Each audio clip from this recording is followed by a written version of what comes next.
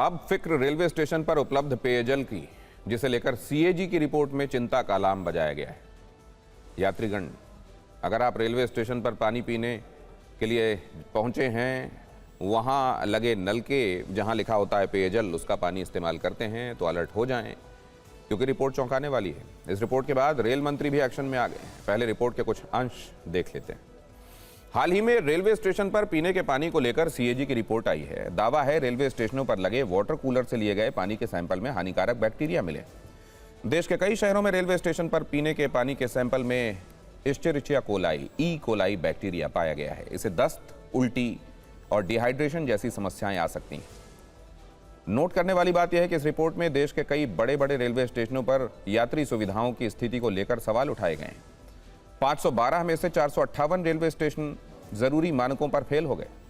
ये railway station अनिवार्य न्यूनतम आवश्यकताओं को पूरा नहीं कर पा रहे थे।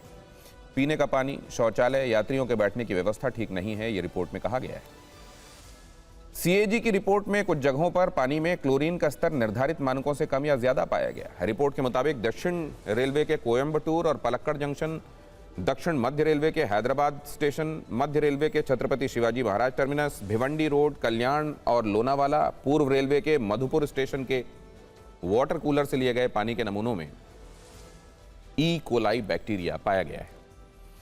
सीएजी रिपोर्ट के बाद रेलवे एक्शन मोड में है। खुद रेल मंत्री अश्विनी वैष्णव सामने आए हैं। वरिष्ठ अधिकारियों के साथ रेल मंत्री ने समीक्षा की है, जिसके बाद साफ और सुरक्षित पेयजल के लिए तत्काल उपायों के आदेश दिए गए हैं।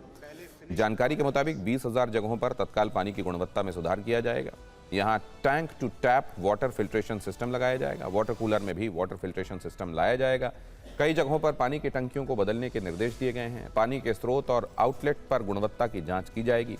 स्टोरेज टंकियों की समय पर सफाई और रखरखाव का ख्याल रखा जाएगा। इतना ही नहीं, बोर्ड स्तर से सीधी निगरानी की जाएगी। रेलवे सुधार की रिपोर्ट समय समय पर सार्वजनिक करने की भी योजना बना रहा है।